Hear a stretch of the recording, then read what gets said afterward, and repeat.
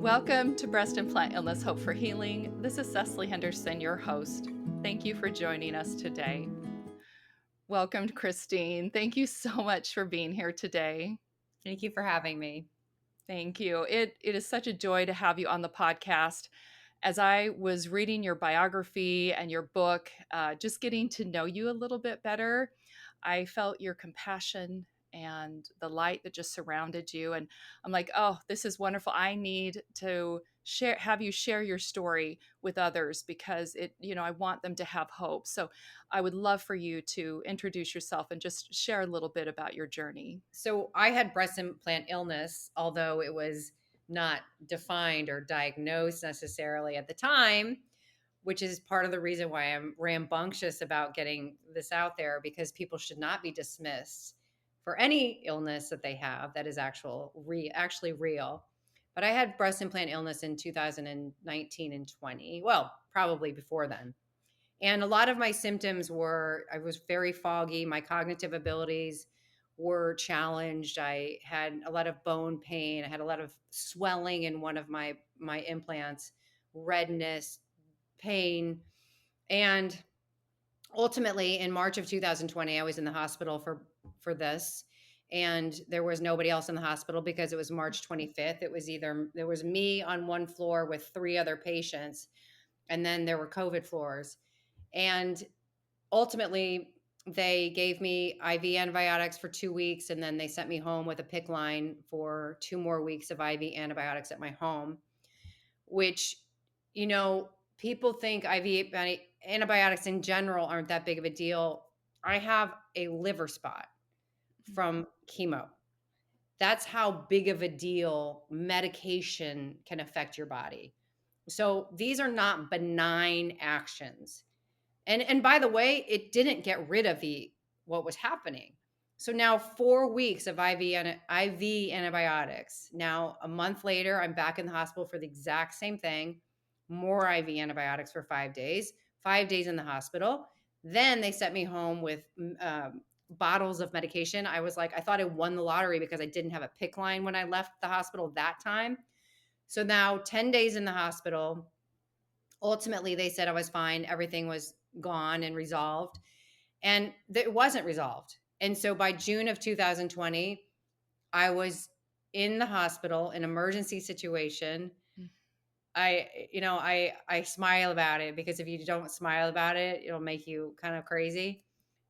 My chest was excavated at like 8 o'clock at night with total strangers, nobody I knew in the hospital. Nobody could come into the hospital with me. It was June of 2020. There was nobody allowed.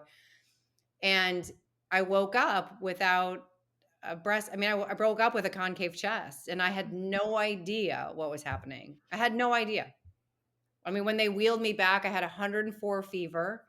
I didn't even know really where I was. It was kind of not just loopy from the medication, but I was kind of loopy, like 104 fever as an adult is really Gosh, high. that must have been terrifying. It was terrifying. In fact, this is so crazy. The infection in my implant had eaten a hole through my skin. Oh my So a doctor, gosh. so I'm on the hospital bed and I'm obviously laying down. I can't lift my head because I was so sick. And so this doctor comes in with an instrument that was kind of a long metal thing, and I could see out of the corner of my eye, and he put it in the hole. He wanted to see how far it went in, Gosh. and it went to the implant, and I jumped. I mean, the pain was so grotesque, and I went flying up off that bed, and they were immediately, that was it. They came over, they gave me some shot, they wheeled me back, and I woke up and I had no idea what had happened. And Oh, I could wow. feel in the middle of my chest, kind of that space. If you have breasts, there's that space between. Mhm. Well, I could feel because I didn't want to touch the empty cavities because it was so painful. And I could feel that. And it was really bulging and it was so swollen. And then I kind of moved my hand over and I could feel the vacancy. And I was like, Mm. what just happened? Oh, And it gee. was a horrible moment for me. And it was months later when the physical duress was gone, finally, months, where I woke up one morning and I said to myself, I have to call my modeling agency. I have to go back to work. Because at that point, I was getting so many messages on social media from women who were like, how do you go outside without a prosthetic? How do you go with that tight shirt on and feel so confident and look so pretty? How do you do that? And I was like, I got to get on a bigger platform like New York Fashion Week or modeling in Miami Swim Week, or with partners like Victoria's Secret to model lingerie without a chest, to remind people their self esteem is their job to nurture. Their worth, my worth was not negated because my chest was excavated. I am whole. I am beautiful because my character is beautiful and I believe in myself. But if you don't believe in yourself, then you're going to want to cover up the scars. I don't need to cover up anything. So that experience led me to go back into the modeling space. Like I needed another job. But I was like, okay, I got to go back into the modeling space so I can help other women. And man, we have made a splash. My modeling agency, my manager, the brands that hire me, we have made a splash in the fashion world. We have just taken it by storm and said, really, hear me roar. Wow, what a calling. Oh Yeah. my goodness.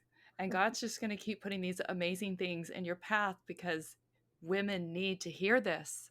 Yeah. They need it, Oh, yes, right? they There's do. so I much needed it. despair. I don't nee Yeah. I didn't need it when I was doing it, but my Mhm. 20-year-old or my 30-year-old version of me, I needed somebody like this to say that. I Yeah. needed it so badly, and I never saw that, especially in the modeling space. And interestingly enough, there was somebody that was walking in Milan Fashion Week this past season, and she has a scar on her face, and they said, "How did you get the confidence to model?" She's beautiful, young. And she said, "There's a woman in the United States named Christine Handy, and she was the one that inspired me." You have no idea who you're inspiring. You know, That's so and amazing. every single one of us has a voice. Even if we have just a whisper, you still have a voice. And then the next day, it might be a bigger whisper, and on and on and on. Use your voice. You have one, to use it. We are a gift to the world. We should help other people. That is a privilege that all of us have. We can focus on that, or we can focus on what we get. It's so much more joy by giving out. Wow, Christine, thank you for the inspiring words. I feel like I've had a feast today, and that the upliftment and the light that has come from you. Thank you so much.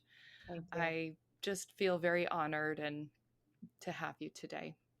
Well, again, storytelling is unifying. So we're here to unify.